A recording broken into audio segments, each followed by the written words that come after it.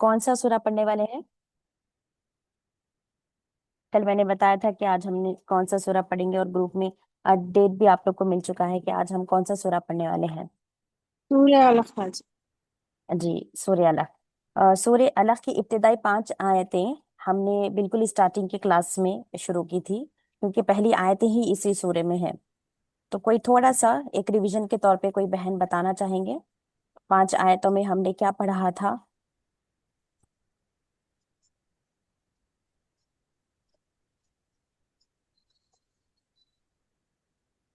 जी बाजी, आप सल्लल्लाहु अलैहि वसल्लम के लिए बोले थे बाजी पढ़ने के लिए। जब आप सल्लल्लाहु अलैहि वसल्लम गारे हिरा में थे, जिब्रील अमीन चाह के जो है सो पढ़ने के लिए बोले थे आप सल्लल्लाहु अलैहि वसल्लम को। तो आप सल्लल्लाहु अलैहि वसल्लम बोले कि मेरे को पढ़ना नहीं आता, तो वो अपने सीने से लगा के उनको दबोच के बोले कि पढ़ो। फिर 2 से 3 बार बोले ये बात, पढ़ने के लिए इकरार करे ये चीज के लिए।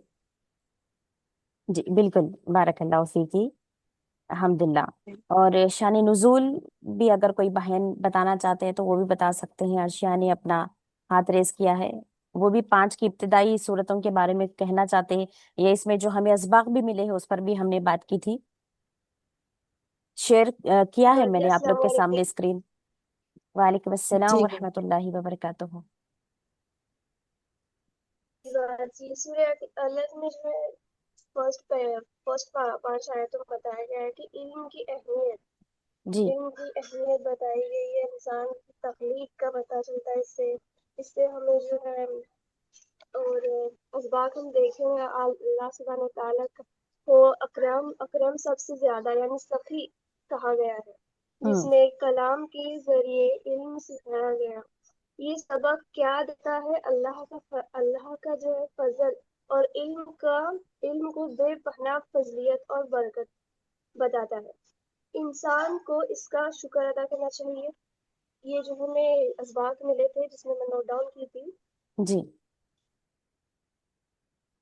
अल्हम्दुलिल्लाह। जी और जो भाई। 5वीं आयत है, सिखाया इंसान को वो इन जो नहीं जानता था, यानी कि हम लोग कुछ नहीं जानते थे। हम कुछ जान पाते अगर अल्लाह सुब्हानहू व तआला हमें नहीं बताते, नबी के जरिए, कलम के जरिए, किताबों के जरिए, फरिश्तों के जरिए। अग हमें ये बात मालूम होती कोई भी इल्म के एतबार से, जब तक कि अल्लाह ना चाहते, तो ये हमारे लिए कितनी बड़ी दौलत है। और साथ ही जो दूसरी आयत में हमारा जो अ, मखलूक के तौर पर आना है, इंसान, हमें कहते हैं इंसान, तो पैदा किया अल्लाह ताला ने इंसान को किससे? नुत्फे मखलूक के जमे हुए खून से।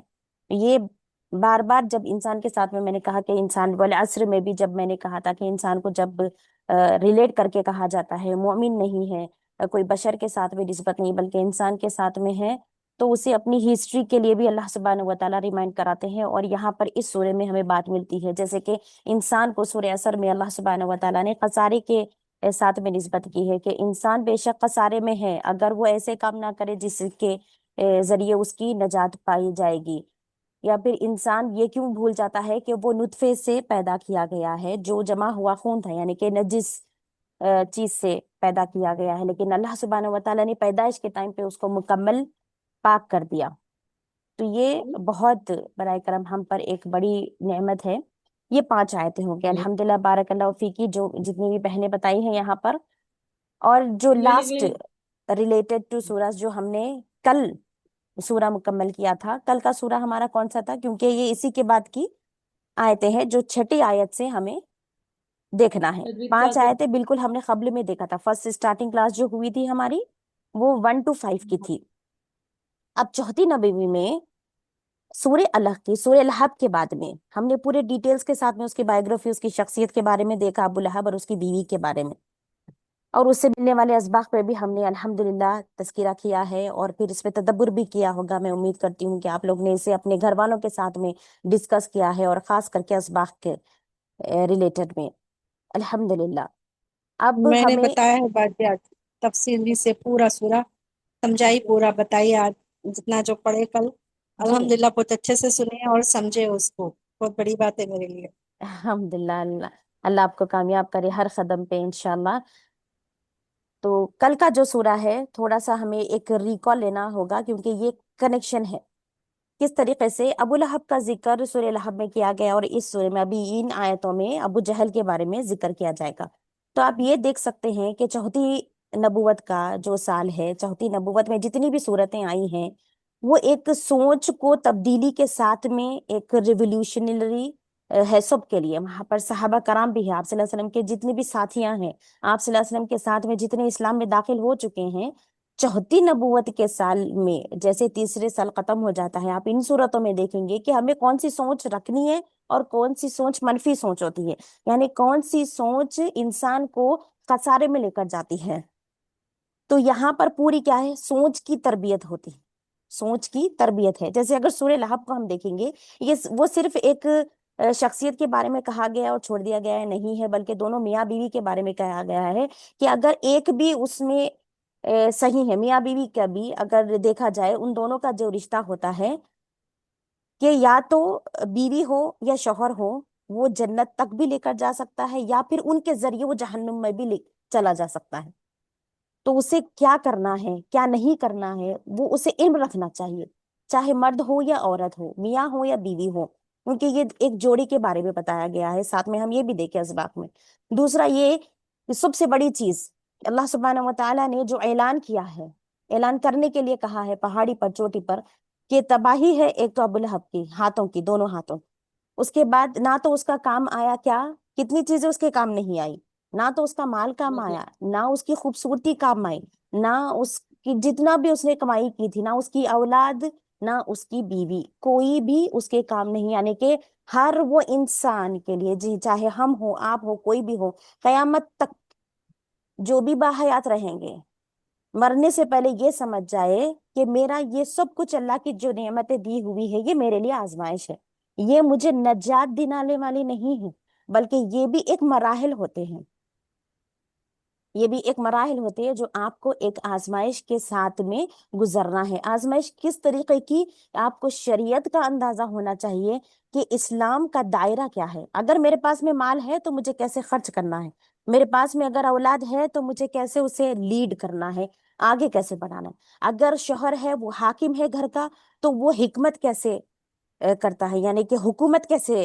लेकर चलता है, जैसे कि एक हाकिम अपनी कंट्री को लेकर चलता है, उसी तरीके से और भी बहुत सारे पहलू जो हमें असबाक के तौर पे मिले हैं सूरह लहब में। आगे बढ़ेंगे इस सूरह पे, सूरह अलग में। तो देखिए यहाँ पर भी सोच के साथ में इब्तिदा करना चाहूंगी अपनी बात का सूरह अलग के रिलेटेड में। दुनिया में इंसान ये सोच कर जीता है कि तीन चीजें उसे हर मराइल से बचा सकती है, ठीक है, तीन चीजें उसे हर मराहिल से बचा सकती हैं, या यूं कह ले कि ये तीन चीजों की तरफ इंसान क्या होता है, अट्रैक्ट हो जाता है।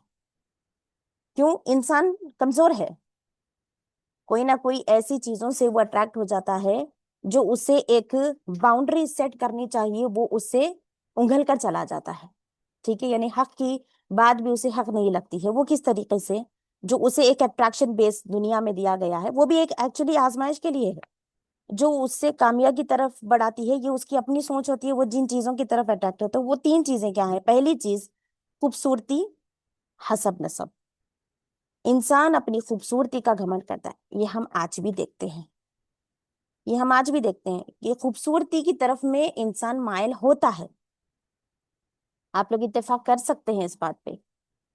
किस तरीके से, अगर हमें रिश्ता देखना हो, ये बहुत आम है, इस वजह से मैं आप लोग के सामने ये रख रही हूँ बात।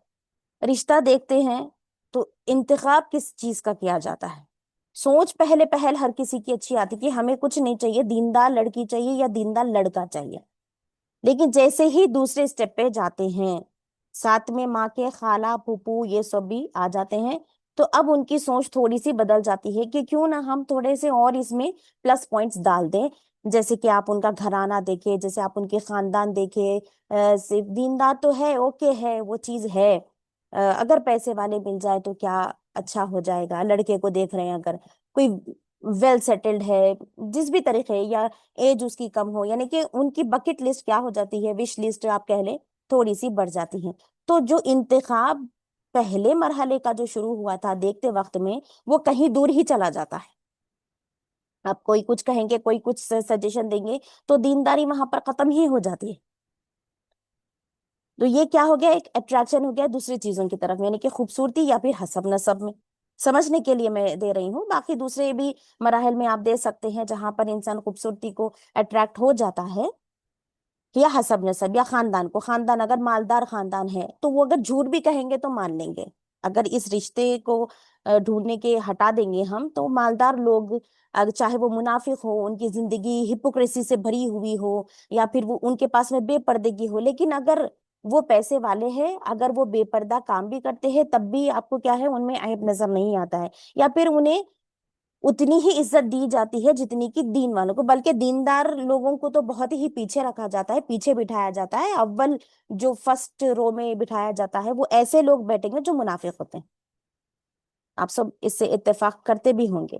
تو یہاں پر ہمیں سوال اٹھانا چاہیے، پہل کرنی چاہیے. کیوں؟ اس سے پہلے کا جو سبق ہمیں گیا ہے کہ ابو لہب جیسا شخص، اس کے خلاف ویسے اگر شخص ملتے ہیں تو کیا ہمیں آواز نہیں اٹھانا چاہیے؟ بالکل اٹھانا چاہیے. دوسری چیز جو اسی میں سبق یہ بھی ملا ہے ہمیں کہ اگر ایسے سرکش لوگوں کو ہم جواب نہ دے کر اللہ کے سپرد کر دیتے ہیں تو ہماری دنیا اور آخرت دونوں جم جاتی ہے، یعنی کہ فلاح مل جاتے ہیں، ہم کامیاب ہو جاتے ہیں. ٹھیک ہے؟ تو پہلی چیز ہو گئی جو انسان اٹریکٹ ہو جاتا ہے تین چیزوں کی طرف میں، وہ ہے خوبصورتی، حسب نسب. دوسرا علم و ہنر. اس سورے میں ایکچولی تربیت بھی چھپی ہوئی ہے، اس پہ آپ لوگ بہت غور و فکر کے ساتھ میں سنیے. بالکل میں 20 منٹس آپ لوگ کے لوں گی اس سورے کو ختم کرنے کے لیے، لیکن میں چاہتی ہوں کہ آپ لوگ کا فل فوکس یہیں پر ہو. اور اگر کسی کو جوڑنا بھی چاہتے ہیں تو آپ لوگ جوڑ سکتے ہیں انشاءاللہ، جو لنک میں نے بھیجا ہے. دوسرا علم اور ہنر.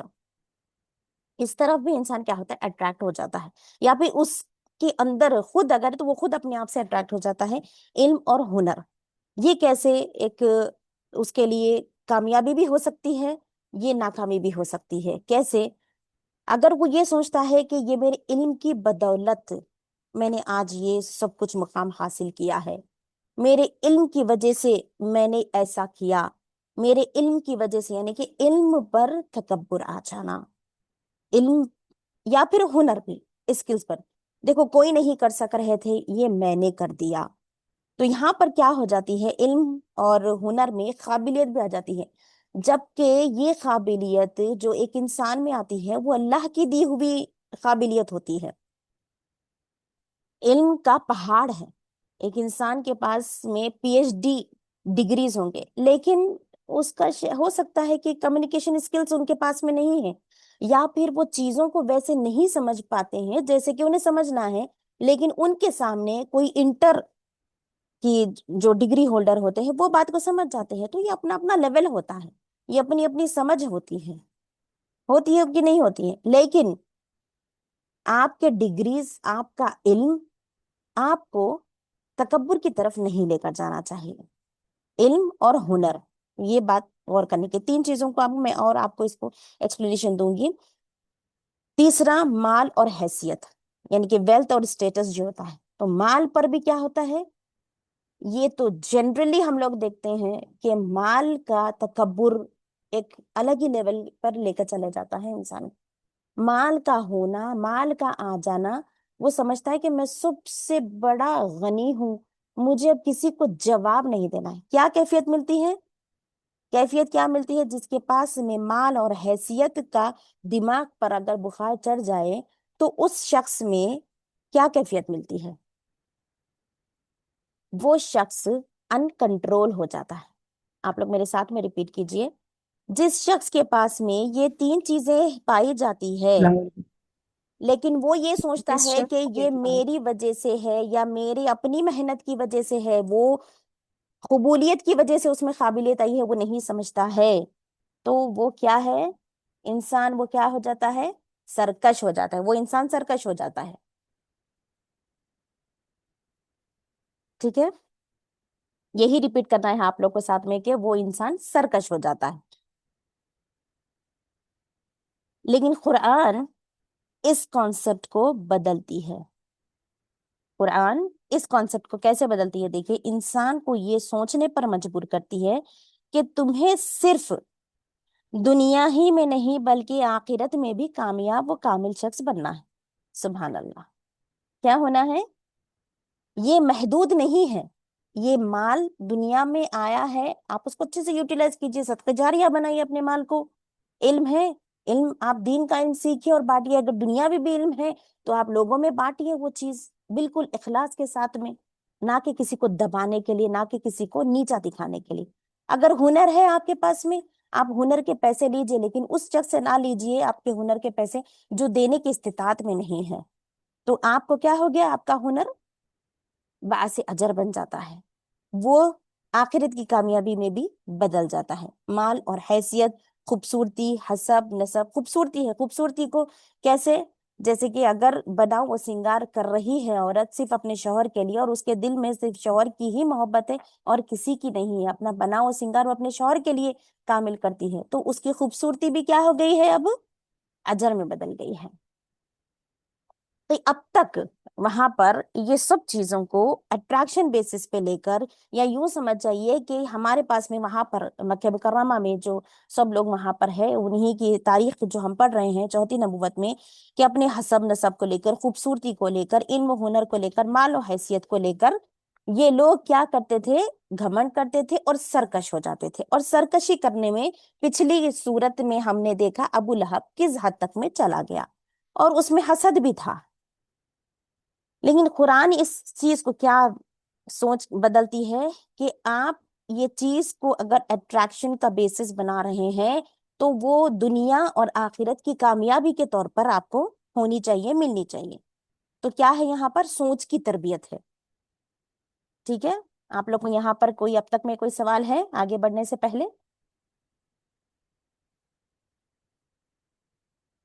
ठीक है, हम लोग आगे बढ़ेंगे। बाजू सरकश मीन्स? जी जी, मैं आ रही हूँ। सर्कस आपको इसके बारे में ही समझिए कि आज की पूरी हमारी क्लास है। आज सर्कस के बारे में सुनकर जाना है, सर्कशियों के बारे में देखना है, और सर्कस इंसान को कैसे डील भी करना है आखिर में मैं इंशाल्लाह वो भी आप लोग को बताऊंगी। सर्कस यानी कि जो एक अनकंट्रोल इंसान हो जाता है, अनकंट्रोल बिल्कुल, जो अकाउंटेबिलिटी से भागता है उसे सर्कस कहते हैं, जिसमें कि खैर नहीं पाया जाता है। तो जी। ये एक सोच के साथ में है, ठीक है। तो सूरतें बाजी ये शर का मतलब वो, शर का शर का मतलब मतलब बुराई होती है ना जैसे। बुराई, शर, बुराई, इविल जिसे आप कहेंगे, इविल माइंड, इस तरीके से। अच्छा, ठीक है, मतलब बुराई से बनाए ना है शरकश। जी बिल्कुल, जी, जजाकल्ला। वही की। तो सूर्य लहब में हमने देखा ना माल ना दौलत, खूबसूरती, उसकी हैसियत कोई काम नहीं आई है। अगर हम समझेंगे कि हमारे इल्म और हुनर सब कुछ इसी में हमें अगर मिल रहा है, हम यही अगर नजरिया डालेंगे, तो आज के जीते जागते अमीरों पर और उनकी बायोग्राफी पर आप देख लीजिए, वो इल्म और हुनर दोनों से खाली है। जेफ बेजोस, amazon का जो ओनर है, स्टीव जॉब्स है, और कितने अंबानी हैं, ये सब लोग जीते जागते निशानी है हमारे सामने कि ये लोग अमीर तरीन लोगों में हैं। लेकिन आप उनकी बायोग्राफी चेक कर लीजिए, क्या वो आपको इल्म से बहुत आला मुकाम पे दिखेंगे, या फिर उनके पास में कोई हुनर है? नहीं, ये एक्चुअली उनके नसीब से उन्हें मिला है।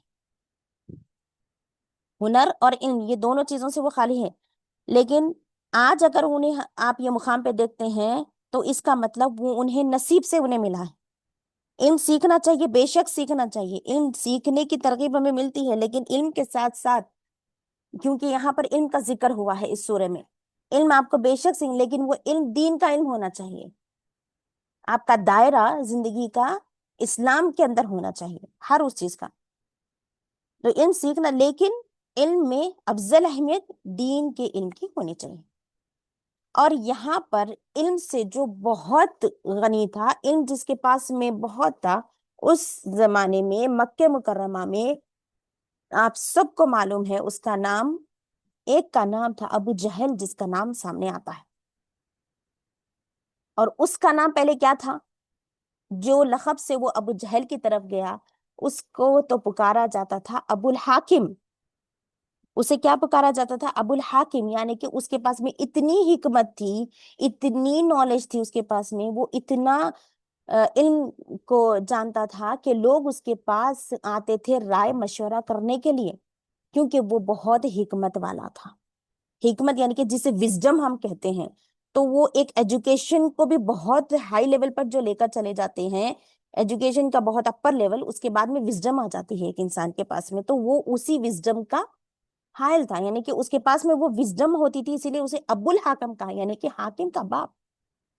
लेकिन उसने इनकार किया नबी करीम सल्लल्लाहु अलैहि वसल्लम की दावत को, तो वो क्या हो गया? सीधे सीधे अबू जहल, यानी कि जाहिलों का बाप। वो जितना अबुल हाकिम था, अब वो जाहिलों का बाप हो गया। क्यों? वो हक ही नहीं जानता, जो वो हक की बात वहां पर हो रही है, वो हक से इतनी मुखालिफत कर रहा है। पहले अबुल हक का जिक्र किया है, अब अबू जहल का जिक्र आ रहा है इस सूरह में, इन आयतों में। तो कहीं हमारा इल्म भी ऐसा ना हो कि हम हक बात को देखकर भी कहीं अनदेखा तो नहीं कर रहे हैं। आपके और मेरे पसंदीदा आयतों पर हम सिर्फ डिस्कस करेंगे, जो ना पसंद है उससे हम चले जाएंगे। जो महफिल, अगर जैसे मसलकों की बात होती है, कई ऐसे पहलू होते हैं जो कि हम अपनी पसंद और नापसंदीदगी से जज करते हैं, हमें भी ऐसे नहीं होना चाहिए। और अगर कहीं हक की मुखालिफत हो रही है तो हम कहीं खामोश तो नहीं बैठ जाते हैं। ये सब चीजें हमें भी देखना चाहिए। जिस किसी की भी बायोग्राफी आ रही है सामने, कुरान मजीद की रोशनी में मैं कह रही हूँ, तो ये क्या हो गया है, इसका असल नाम क्या था? अमर बिन हिशाम अल मखजूमी। और मैंने कल इसको क्लैरिफाई किया था कि अबू लहब और अबू जहल दोनों अलग है। अबू लहब ये बनु हाशिम से आया है, लेकिन ये मखजूमी है। इसका असल नाम क्या था? अमर बिन हिशाम अल मखजूमी, जिसे वहां पर लोगों ने लक़ब दिया था अबुल हाकिम, लेकिन वो यहाँ पर हक की दावत को इनकार करने की वजह से उसकी हिकमत में इतनी नहीं है कि बात क्या हो रही है और उसे समझने नहीं आ रहा है। अगर इवन शेर शायरी भी अगर करते रहते हैं, तो उसका क्या मफहूम और मतलब निकलता है वो दूर से ही समझ जाता था और आधी बात में समझ जाता था। इसीलिए उसे कहा गया था कि जब वो महफिल में बैठता था, तो अबुल हाकिम सबसे पहले उस बात की नजाकत को और उस बात की बारीकी को समझने वाला था। लेकिन इस वक्त क्या हो गया उसे, जब हक की दावत सामने आई है, जब रसूल अकरम सल्लल्लाहु अलैहि वसल्लम सिद्दीक यमीन है, जब सारा मक्का मुकर्रमा जानता है, दूर दराज के लोग पहचानते हैं, और लक़ब वो लोगों ने ही तो दिया था, तब उस सिद्दीक और सादिक जो रसूल का भी वो क्या कर रहा है? इनकार कर रहा है। तो वो अबुल हाकिम ना होकर अबू जहल हो गया। ठीक है, अब यहाँ पर हम अपनी सूरत की तरफ में जाएंगे, जो कि है 6ठी आयत। कल्ला इन्नल इंसान लयतगा, खबरदार बेशक इंसान जरूर सरकश हो जाता है। देखिए कहाँ से बात है, सरकश से ही बात शुरू हो रही। ये सरकश में इंसान अपने आप को क्या सोचता है? देखिए, अर्राहु इस्तगना, क्या सोचता है? इस बिना पर, सरकश होने की बिना पर, किस बिना पर? सरकश होने की बिना पर देखता है खुद को किस तरीके से? बेनियाज। कैसे देखता है? बेनियाज। ये अबू जहल की तरफ निस्बत की जा रही है। हम आगे और जब देखेंगे तो उसके ही बारे में कहा जाएगा, मिलेगा हमें। सरकश इंसान जो यहाँ पर बताया जाए, अबू जहल को बताया जा रहा है। सरकश इंसान किसे कहेंगे? जो आउट ऑफ कंट्रोल होता है, जो हक के दायरे में काम नहीं करता है, हक के दायरे में नहीं है, हक के दायरे में उसकी बोलचाल नहीं है, और हक की बात ना तो वो सुनता है ना तो वो कहना पसंद करता है। ठीक है, यानी कि उसके अंदर से, उस सरकश इंसान के अंदर में खैर और भलाई का कोई पहलू ही नहीं है। उसमें सिर्फ बुराई ही बुराई है। क्यों? क्योंकि वो अनकंट्रोल हो गया। अनकंट्रोल किस तरीके में हो गया है? अगर वो इस्लामी दायरे में है, यानी कि शरीयत को पकड़कर है, तो वो कंट्रोल है। एक इंसान क्या है? कंट्रोलेबल है, अखलाक में रहता है। लेकिन अनकंट्रोल इंसान क्या हो जाता है? वो किसी के हाथ नहीं लगता, क्योंकि उसके दिमाग में अकाउंटेबिलिटी नहीं है। उसके पास में, उस ऐसे शख्सियत के इंसान के अंदर में, सरकश इंसान के अंदर में अकाउंटेबिलिटी मिसिंग होती है। यहाँ पर सोचिए, आज भी, आज के भी दौर में हम देखते हैं सरकश इंसान से, और कोई तो यहाँ तक भी हम देखते हैं, अल्लाह हिम्मत दे, ताकत दे, कि घर में भी सरकश इंसान होते हैं, اور کتنا مشکل ہوتا ہوگا، کتنا صبر کا مادہ رکھنا ہوتا ہے کہ سرکش انسان سے ڈیل کرنا، کیونکہ اس کے اندر میں کوئی خیر اور بھلائی نہیں ہے۔ اس کے معاملات کی طرف آپ دیکھیں گے تو اس میں دکھتا ہی نہیں ہے کہ وہ اسلامی دائرے سے کوئی اپنے معاملات کو کر رہا ہے۔ اس کے فقہی مسائل کو اگر دیکھیں گے تو وہ دائرے اس کے ججمنٹ لیول جو ہوگا ہر انسان کا، وہ اسلامی تناظر سے نہیں ہوگا، دینی تناظر اس کے پاس سے مسنگ ہوگا۔ کس کے پاس سے؟ سرکش انسان کے پاس۔ اگر کسی انسان کو کوئی روکنے والا نہیں ہے، کنٹرول کرنے والا نہیں ہے، تو وہ سرکش انسان ہے۔ کسی کو بھی وہ اکاؤنٹیبل اگر نہیں ہے، یعنی کسی کو جواب دے، جب ہوتا ہے نا کہ مجھے گھر پر جانا ہے تو میں گھر پہ کیا جواب دوں، ٹھیک ہے؟ یا اگر ہم کہیں نکلے ہیں، بھلے اجازت کے ساتھ میں نکلے ہیں، ہم شوہر کی اجازت لے کر نکلے، لیکن اگر ہم نے جو ٹائم ٹیبل بنایا ہے یا ہم نے ٹائم کی اجازت لی ہے، وہ ٹائم سے اگر آگے نکل جائے تو کون سی عورت ڈرتی ہے؟ جو واقعتاً اس شوہر کو جو وعدہ کر کے آئی ہے، اور پھر وہ اگر ٹائم لمٹ نکل کے چلے جا رہی ہے تو وہ جواب دہ ہونے کے ڈر سے کیا کرتی ہے؟ اپنے آپ کو اکاؤنٹیبل چلتی ہے۔ ٹھیک ہے، ایک ایگزامپل بتانے کے لیے سرکش کے معنوں میں بتا رہی ہوں، تو وہ اکاؤنٹیبلٹی اس کے پاس سے مسنگ ہوتی ہے، یعنی ایک انسان کو کوئی کنٹرول کرنے والا نہیں ہے، اور وہ خود انسان ایک ایسا ہے، سرکش انسان کو آپ امیجن کیجئے، اس کو کوئی کنٹرول کرنے والا، اس کی کیفیت کیسی ہوگی؟ وہ انسان کے بھیس میں ایک بھیڑیا ہوگا، یعنی ایک جانور ہوگا، صحیح؟ اور پھر اسے کوئی جواب دے بھی وہ کسی کو نہیں ہے، وہ اکاؤنٹیبلٹی اس کے پاس سے مسنگ ہے، جو ایک محاسبہ ہوتا ہے۔ تو انسان کا مزاج ایسے میں آٹومیٹکلی سرکش بن جاتا ہے، یعنی اسے کوئی کنٹرول کرنے والا نہیں ہے، اس سے کوئی اگر بولے تو وہ قبول کرنے والا نہیں ہے، وہ ایکسپٹ اپنی غلطیوں کو کرنے والا نہیں ہے، وہ اپنی غلطیوں پر پوائنٹ آؤٹ کرنے والا نہیں ہے، نہ کسی کو کرنے بھی دیتا ہے۔ تو اس قسم کے انسان کا اپنا خود کا مزاج ایک سرکش والا بن جاتا ہے، تو اسے ہی ایسے ہی انسان کو سرکش انسان کہا جاتا ہے، جس میں کہ خیر اور بھلائی دونوں نہیں پائی جاتی ہے۔ ٹھیک ہے، جسے کہ آج کے ٹرمز میں ہم دیکھیں گے، جو کہ ایک نارسسٹک پرسنالٹی کو آج یہاں پر اتنا عام خاص اتنے لوگوں میں اجاگر کیا جا رہا ہے، تو ہاں یہ ایگزسٹ کرتے ہیں، کیونکہ ان کے پاس میں ان کی سوچ کی تربیت کی کمی ہے، ان کے پاس میں سوچ نہیں ہے، کیسی سوچ؟ جو اسلام جو سوچ لے کر آیا تھا وہ اسلامی سوچ ان کے نزدیک نہیں ہے، وہ خود کی بنائی ہوئی سوچ کو لے کر چل رہے ہیں، جو دنیا کی بنائی ہوئی سوچ کو لے کے چلتے ہیں تو وہ ایسے علم رکھنے والے بھی لا علم ہو جائیں گے۔ ابو الحاکم سے ابو جہل کیوں بن گیا؟ وہ سرکشی میں کہاں تک درگزر ہو گیا؟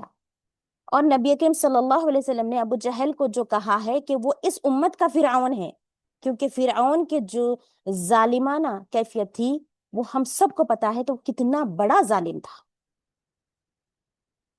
اور یہ سرکشی میں پڑ جانا اس کی مزاج بن جاتی ہے، کیونکہ وہ اکاؤنٹیبل نہیں ہے، وہ شر کی طرف زیادہ مائل ہوتا ہے، اس لیے وہ اپنے آپ کو کیا کرتا ہے؟ بے نیاز سمجھتا ہے۔ اللہ سبحانہ و تعالیٰ کہہ رہے ہیں کہ سرکش انسان کیا کرتا ہے؟ اپنے آپ کو بے نیاز سمجھتا ہے۔ بے نیاز یعنی کہ مجھے کسی کو جواب ہی نہیں دینا ہے، جو ہوگا دیکھا جائے گا، میں خود کا مالک خود ہوں، میں ہی خود کا مالک ہوں۔ تو یہ ہے سرکشی کا ٹرم۔ میں اتنا ٹائم سرکشی کے لیے لے رہی ہوں تاکہ ہماری بھی اسی سچویشن میں، جب وہاں پر صحابہ کرام کی، مکے کے لوگوں کی سوچ کی تربیت ہو رہی تھی، آج بھی اگر وہ چیزیں پائی جاتی ہے اس دور میں بھی، اس کا مطلب ہمارے پاس میں بھی، ہمارے معاشرے میں بھی، ہماری بہنوں میں بھی، ہمارے اپنے گھروں میں بھی، مسلمان کے گھروں میں بھی اس سوچ کی تربیت ضروری ہے، سوچ کی تربیت ہونا ضروری ہے۔ ٹھیک ہے، تو اسی موضوع کو آگے بڑھا رہی ہوں۔ تو اس میں کیا پائے جاتے ہیں؟ وہ اپنے آپ کو بے نیاز سمجھتا ہے۔ تو اگر انسان کو ہر چیز مل گئی، یعنی کہ جتنی تین باتیں ہیں مل رہی ہے، وہ دنیا میں جو پا رہا ہے اور اٹریکٹ ہو رہا ہے، یا پھر اسی کو ہی اپنی مٹیریلسٹک چیزوں کو کیا کرتا ہے؟ اپنی کامیابی کا راز سمجھ رہا ہے، اگر انسان ویسا ہے تو اس میں کیا آ جاتا ہے؟ غرور آ جاتا ہے، تکبر آ جاتا ہے۔ سرکش انسان کے پاس کیا ہے؟ شیطان نزدیک رہتا ہے، اور انسان کے اوپر کیا ہے؟ وہ اب غلبہ پا کر ہے۔ اب کس کا کنٹرول ہے؟ اس انسان کا کنٹرول بٹن شیطان کے پاس میں. تو شیطان اگر اس کے نزدیک ہے، اس نے نزدیکی اپنی شیطان کے وسوسوں کو، ابلیسی کیفیت اگر اس میں ملتی ہے، تو وہ سب سے پہلے کیا کرے گا؟ ایک انسان سے خوف کو نکال دے گا، ڈر کو نکال دے گا. یہ سب سے پہلا حملہ ہوتا ہے. آپ یوں سوچیں گے کہ سرکش انسان کا ابھی آپ نے ڈیفینیشن سمجھ گئے ہیں، تو اس میں اگر وہ اکاؤنٹیبلٹی کا ٹرم نہیں ہے، یعنی کہ وہ محاسبہ، کسی کو وہ جواب دینا ہے، وہ نہیں اپنی منمانی کرتا ہے، تو اس انسان کے نزدیک کون ہے؟ ہم یہ بولتے کہ شیطان حاوی ہو گیا. ٹھیک ہے، ہم یہی کہتے ہیں نا اس کے لیے ٹرم.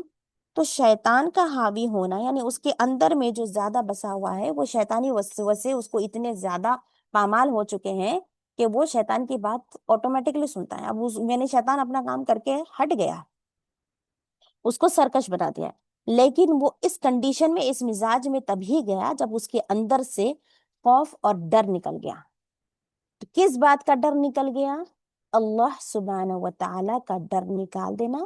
یہ شیطان کا سب سے پہلا حملہ ہوتا ہے، کیونکہ ڈر کے نکلتے ہی انسان اکاؤنٹیبلٹی کو بھول جاتا ہے، انسان حق کی بات کو نہیں سن پاتا ہے، حق کی طرف نہیں آتا ہے. اتفاق کر رہے ہیں آپ لوگ اس بات پر؟ تو انسان کے پاس جی باجی. اگر یہ سب چیزیں آ جاتے ہیں، اور یہی سب چیزیں اپوزٹ میں آپ دیکھیے، ایک مومن کے پاس میں یہ سب کچھ اگر وہ پا جاتا ہے، تو وہ کیا کرے گا؟ وہ شکر گزار ہوگا. وہ کیا ہوگا؟ شکر گزار ہوگا. لیکن سرکش انسان کے پاس آئے گا تو وہ تکبر میں آ جائے گا کہ یہ میری اپنی ہنر اور ان کی وجہ سے ہے، یا میری اپنی خوبصورتی یا نسب کی وجہ سے ہے، یا میرے مال کی وجہ سے ہے.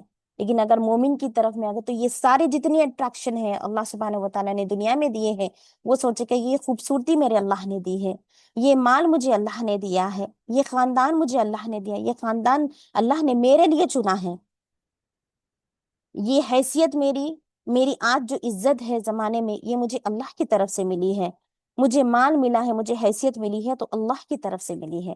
تو یہ کتنا بڑا ڈفرنس ہے ایک سرکش انسان میں اور ایک مومن بندے میں. تو یہ ڈفرنس کو ہمیں سامنے رکھنا ہے. اور ایسے اگر اس دور میں بھی یہ لوگ اس طریقے کے پائے جاتے ہیں، اس سوچ کے ساتھ میں سامنے آتے ہیں، تو سوچئے کہ وہی دور آج بھی چل رہا ہے. تو اس کا مطلب ہمیں کیا کرنا ہے؟ واپس ہمارے دین کی طرف پلٹ کر جانا ہے. واپس ہمیں اپنے قرآن کے کلمات کو ایسے سننا ہے، ایسے دیکھنا ہے جو تدبر کے لیے مجبور کر دے، اور ہماری اپنی کیفیتوں میں وہ ساری باتیں آ جائے جو اللہ سبحانہ و تعالیٰ ہم میں چاہتے ہیں، ایک ہدایت والے انسان میں جو اللہ چاہتے ہیں. کیونکہ یہ کتاب کیا ہے؟ یہ کتاب آئی ہے ہمارے لیے، ہماری ہدایت کے لیے، ہمیں روشنی دینے کے لیے.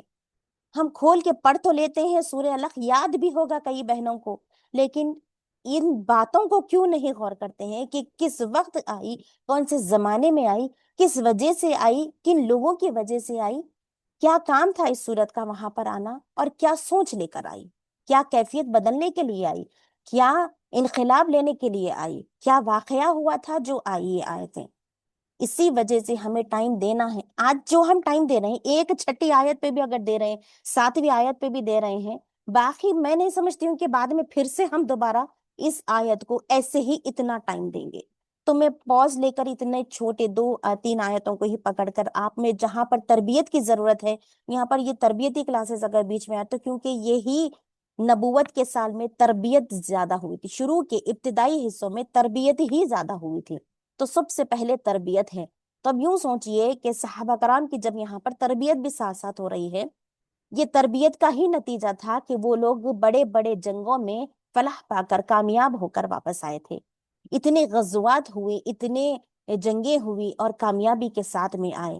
اور جب خلیفہ بنے ابو بکر صدیق رضی اللہ عنہ، عمر رضی اللہ عنہ، ان میں تکبر والی کیفیت کیوں نہیں پائی؟ کیوں؟ یہ جب یہاں پر تربیت کی جا رہی تھی، وہ تربیت کو پوری طریقے سے سیکھے تھے اور اپنی سوچ کو تبدیل کر دیے تھے. عمر رضی اللہ عنہ کا آپ نے دیکھا کہ جب وہ خلیفہ بنے تو وہ ایک سیڑھی نیچے کیوں آئے؟ کیونکہ انہوں نے کہا کہ یہاں پر مجھے ایسے لگا کہ میں کچھ بادشاہت والا، جیسے کہ ایک کچھ حاکم یا پھر کچھ بڑا ایک پوزیشن مجھے مل گئی، مجھے پاور جیسا کچھ محسوس ہوا۔ وہ فوری کیا کیے، کچھ بولنے سے پہلے، اپنے کلام کو شروع کرنے سے پہلے ایک سیڑھی نیچے آ گئے۔ تو یہاں پر یہ تربیت کا ہی نتیجہ تھا جو ہم نے دیکھا صحابہ کرام میں، ٹھیک ہے۔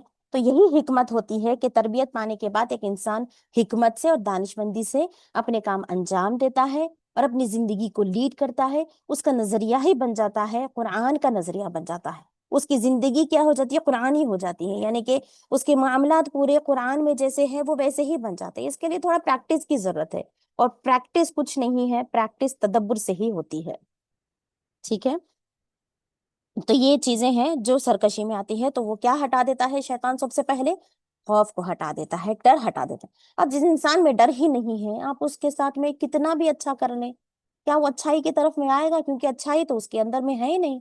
خیر اور شر یہ دونوں بالکل اپوزٹ ہے، جس کے اندر شر ہے وہاں پر خیر نہیں آ سکتا ہے، اگر جس کے پاس میں خیر ہے اس کے پاس میں شر نہیں آ سکتا ہے۔ ایک ٹائم پہ ایک وقت میں کوئی ایک ہی چیز پائی جا سکتی، جیسے کہ ایک ہوگا نا کہ اللہ سے اگر محبت ہے تو دنیاوی جو چیزیں ہیں یا پھر شیطان کے کوئی ایک ایسے علامات ہے جو شیطانی وسوسوں کی وجہ سے آئیں گے، وہ نہیں، ایک دل میں دو چیزیں نہیں بچ سکتی ہیں، یا تو کسی کے دل میں صرف اللہ کی ہی محبت ہوگی، یا تو پھر منافقت ہوگی کہ کبھی کچھ چیزوں کے لیے اللہ سے محبت ہے یا پھر کچھ وقت کے لیے ہے اور کچھ وقت کے لیے نہیں ہے، صبح اگر محبت ہے تو شام میں نہیں ہے، یا شام میں اگر محبت ہے تو دن میں نہیں ہے، ٹھیک ہے۔ تو یہ ساری کیفیتوں کو کیا کرنا ہے، ہمیں محاسبہ کرتے رہنا ہے خود کا۔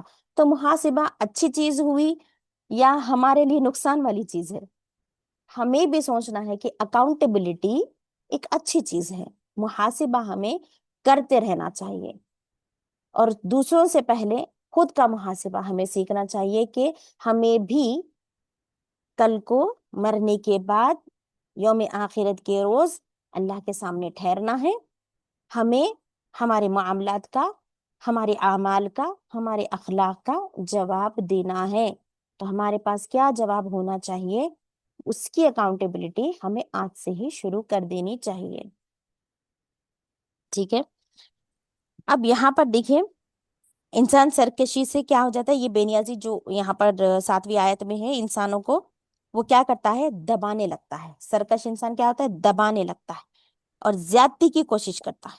وہ انسان اب انسان نہیں بلکہ باغی بن چکا ہے، وہ انسان باغی بن چکا ہے، یعنی کہ ہر چیز جو ایک اگینسٹ میں کرنے والی ہوتی ہے نا، اس کو باغی کہتے ہیں۔ اب لوگوں کو وہ کیا کرنے لگتا ہے، ڈانٹنے لگتا ہے، بری بات کرنے لگتا ہے، بدگمانی کرتا ہے، بدترین طریقے سے ستانے لگتا ہے، کس کو، لوگوں کو۔ کیوں؟ اب اس کے پاس مال آ گیا ہے، اب اس کے پاس علم آ گیا ہے، رتبہ آ گیا ہے، حیثیت آ گئی ہے، عزت آ گئی ہے، شہرت آ گئی ہے۔ یہ تمام چیزیں اگر ایک مومن کے پاس ہوگی تو وہ شکر کرے گا اور اپنی قابلیت پر بھی اللہ کو ہی شکر ادا کرے گا۔ لیکن یہی چیزیں اگر کوئی سرکش انسان کے پاس میں آ جائے تو وہ یہ سب کام کرے گا جو ایک انسان کو ذلت بھی محسوس نہیں ہوتی ہے، کسی کو ذلیل کرنے میں، کسی کو ڈانٹنے میں، کسی کے لیے برا بھلا کہنے میں، کسی کے لیے بدگمانی کرنے میں، کسی کو ستانے کے طریقے اپنانے کے لیے، اور یہ انسان کو شر پسند بنا دیتا ہے، شر میں مبتلا ہو کر رہ جاتا ہے، شکر گزاری کے بجائے سرکشی پر اتر آ جاتا ہے۔ تو جب انسان کے پاس سے خوف ہٹ جاتا ہے تو اکاؤنٹیبلٹی کے بارے میں نہیں سوچ پاتا ہے، وہ کسی کو جواب دینا ہے ایسا اس کی سوچ آتی ہی نہیں۔ اللہ اس بات کا پیغام اپنی اس آیت میں دے رہے ہیں کہ کلا ان الانسان لیطغی، بے شک تیرے رب کی طرف تجھے اس کے بعد میں اللہ سبحانہ و تعالیٰ یاد دلا رہے کہ تم سرکشی کی وجہ سے اپنے آپ کو بے نیاز سمجھ رہے ہو، تو یہ اس وجہ سے تم کر رہے ہو کیونکہ تم آخرت کے دن جواب دہ ہونا ہے یہ بھول جا رہے، جبکہ حقیقت کیا ہے، اللہ سبحانہ و تعالیٰ بتا رہے ہیں کہ بے شک تیرے رب کی طرف تجھے لوٹنا ہے، جو کون سی آیت میں بتائی جا رہی ہے؟ 8ویں آیت میں، ان الی ربک الرجعا، بے شک تیرے رب ہی کی طرف لوٹ کر جانا ہے۔ تو سرکشی کرنے کے بعد جو انسان بے نیاز خود کو سمجھ بیٹھتا ہے، جبکہ وہ بھول رہا ہے کہ اسے لوٹ کر جانا۔ دیکھیے اصل چیز تو انسان کو جو دنیا کے اندر ایک جوڑ کر رکھتی ہے، وہ اخلاق سے کرتا ہے، یا اپنی ذمہ داریوں کو سمجھ کر جو باندھ کر رکھتی ہے اسے دنیا میں، اللہ سے باندھ کر رکھتی ہے دنیا میں رہے تک، وہ اخلاق سے، ذمہ داری سے جو انسان اپنے آپ کو اصل جوڑے رکھتا ہے، وہ اس وجہ سے کیونکہ آخرت میں اسے جواب دہ ہونا ہے، اللہ کے سامنے ٹھہرنا ہے، میری زندگی کے لیے، میرے اعمال کے لیے مجھے جواب دینا ہے، یہ اسے ہوتا ہے، یہ اسے احساس دلاتا رہتا ہے، محاسبہ کرتا رہتا ہے، یہ مومن انسان کی کیفیت بن جاتی ہے، کیونکہ اس آیت کو وہ تصدیق کر چکا ہے کہ مجھے لوٹ کر جانا ہے، یعنی کہ مجھے دوبارہ زندہ کیا جائے گا۔ لیکن سرکش انسان اکاؤنٹیبلٹی کو بھول گیا ہے، اللہ کا خوف اس کے پاس سے چلا گیا ہے، اور وہ سوچ ہی نہیں رہا ہے کہ یوم آخرت کے دن مجھے میرے معاملات کا، میرے اعمال کا، میری بدگمانی کا بھی مجھے جواب دینا ہے، کیونکہ اس کے پاس سے خوف ہٹ چکا ہے، ڈر ہٹ چکا ہے۔ اور یہاں پر دیکھیے جو انسانی خیال رکھتا ہے، وہ خیال اس کو جو آتا ہے وہ عقیدہ اور خیال، وہ خیال آتا ہے اور عقیدہ اس کا مضبوط جس کا ہوتا ہے، اسی کو اس بات کا خیال ہوتا ہے۔ اور عقیدہ کسے کہتے ہیں؟ ایک پکا یقین، کوئی چیز اس شخص کو بدل نہیں سکتی، چینج نہیں کر سکتی، وہ ایک ایسا عقیدہ اس کے پاس میں آ جاتا ہے، مضبوط اور پختہ یقین، جیسے اللہ پر ہمارا عقیدہ، فرشتوں پر ہمارا عقیدہ، آخرت پر ہمارا عقیدہ۔ اگر ہم لغوی معنوں میں دیکھیں گے، مطلب اس کا کیا ہوتا ہے؟ ایمان، پختہ یقین، دلی بھروسہ اور اعتقاد، اٹل بھروسہ۔ اس اٹل بھروسے سے وہ اپنا نظریہ بناتا ہے کہ انسان کے دل سے وہ سچ مانتا ہے، مضبوطی کے ساتھ میں اٹل اس کا بھروسہ، اور جس میں شک کی کوئی گنجائش ہی نہیں ہوتی ہے، کوئی تبدیلی کا اس بھروسے میں اس کے پاس میں کانسیپٹ ہی نہیں ہے کہ اب اس پکے عقیدے کو کوئی توڑ کر بتا دے۔ تو انسان کو عقیدہ اپنا مضبوط رکھنا چاہیے، اور جو عقیدے میں مضبوط ہوتا ہے وہ دنیا کی الجھنوں میں نہیں الجھ کر رہتا ہے، یا اسے کوئی مصیبتیں، مشکلات بھی یوں سمجھ لے کہ اسے ہلا نہیں سکتی، وہ اتنا مضبوط ہوتا ہے، اور یہی قوی مومن کی نشانی ہوتی ہے، اور وہ عقیدے کے بدولت آتی ہے۔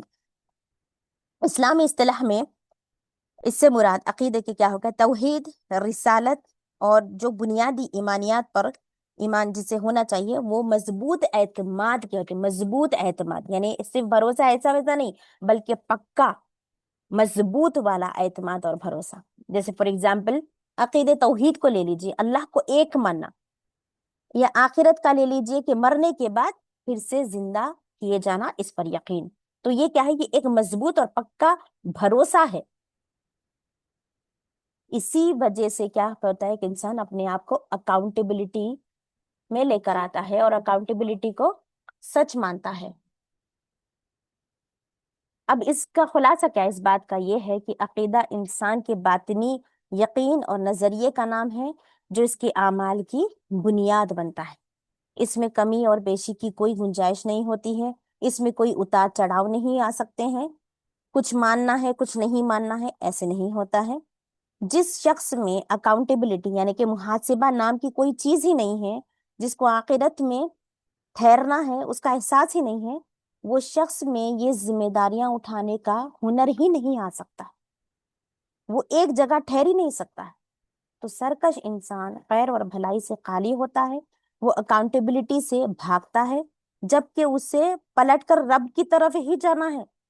بے شک ہم سب کو رب کی طرف ہی واپس پلٹ کر جانا ہے، مرنے کے بعد ہم پھر سے اٹھائے جائیں گے، اس پر ہمیں یقین ہے، اس پر ہمارا پختہ اور بھروسہ ہے، اعتماد ہے، یہی عقیدہ ہے۔ تو ہمیں اس عقیدے کی مضبوطی کے ساتھ ہی ہمیں بھی اکاؤنٹیبلٹی سے نہیں ڈرنا چاہیے، بلکہ ہمیں خود کے لیے سب سے پہلے اکاؤنٹیبل ہونا چاہیے۔ ہم خود کو ایسے نظر سے دیکھیں جیسے کہ ایک دشمن ہم پر نظر رکھتا ہے، کیونکہ ہمارے اندر، ہمارے ساتھ میں ایک ایسا بھی جڑا ہوا ہے جو ہمیں ہمیشہ بھٹکاتا رہتا ہے، تو اس کے لیے محاسبے کی ضرورت ہوتی ہے۔ اور تزکیہ نفس بھی جو ہوتا ہے نا، یہ بھی ایک تربیت کا حصہ ہوتا ہے، جو بالکل شروع میں ہی آپ صلی اللہ علیہ وسلم نے اپنے صحابہ کرام کا کیا تھا۔ تو جب ہماری سوچ عقیدہ بن جاتی ہے، ہماری رات اور دن بدل جاتے، کیا ہو جاتے ہیں؟ اگر ہمارا عقیدہ، یہ سوچ ہماری تبدیلی لے کر آتی ہے کہ صرف دنیا کی کامیابی تک اب ہماری سوچ محدود نہیں ہے، بلکہ آخرت کی کامیابی ہی اصل کامیابی ہے، تو یہاں پر کیا ہو جاتے ہیں؟ اب ہمارے رات اور دن بدل جاتے ہیں۔ ہمارا عقیدہ صحیح ہو جائے تو ہمارے صبح بھی بدل جاتی ہے، ہماری رات بھی بدل جاتی ہے، کیونکہ عقیدہ رکھنے والا شخص اکاؤنٹیبل ہونے سے ڈرتا ہے، پکڑ سے ڈرتا ہے، وہ یوم آخرت کو بھولتا نہیں ہے، جواب دینا ہے یہ سوچ کر اپنی صبح گزارتا ہے اور رات بھی، اور صبح و شام یہ دونوں کا محاسبہ اس سے کیا کرتا ہے؟ خوف زدہ کر دیتا ہے۔ تو عقیدے کی بات اگر کوئی کر رہے ہیں لیکن معاملات میں اگر بگاڑ ہے تو یہ پختہ عقیدہ ہونے کی نشانی نہیں ہے، یہ پختہ عقیدے کی دلیل نہیں ہے، یا اس سے ہمیں ثبوت کی نہیں ملتا ہے۔ تو یہ تھی ہماری آج کی تفسیر کی کلاس، کیونکہ کچھ ہمیں مذاکرہ بھی کرنا ہوگا، اور ساتھ میں سولوشن بیس کے سرکش انسان کو کیسے ڈیل کیا جاتا ہے، تو بالکل آپ اس کو نوٹ ڈاؤن بھی چاہے تو کر سکتے ہیں۔